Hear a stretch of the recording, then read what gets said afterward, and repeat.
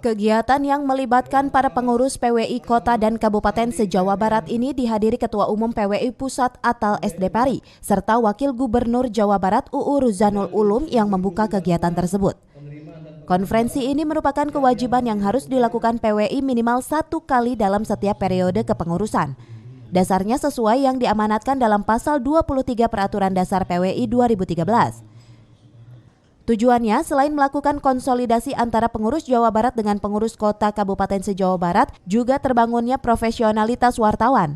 Untuk itu menjadi prioritas pembahasan mengenai uji kompetensi wartawan. Kemitraan kita dengan pihak-pihak terkait, saya pikir di daerah sekarang sudah mulai Pak kemitraan itu. Dukungan untuk UKW itu sekarang serasa mungkin malah ditawar-tawarkan. Desember ini ada uji kompetensi wartawan hampir 4 kalau tidak salah, dan semua disponsori oleh pemerintah daerah.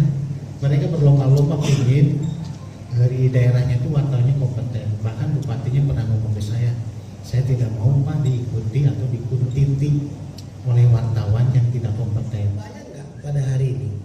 Bagaimana ada pengurus pusat, ada 4 orang datang di sini?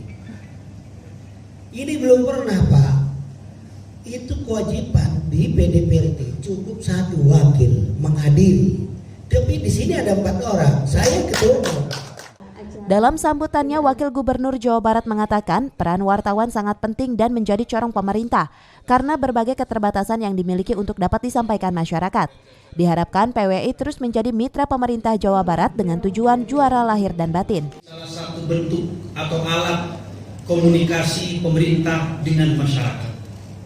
Karena mata para pimpinan terbatas, pembicaraan juga terbatas, pendengarannya pun terbatas. Dengan keterbatasan ini dilanjutkan, dirambatkan dengan para wartawan melalui medianya masing-masing. Dari Sukabumi, Muhammad Satiri melaporkan.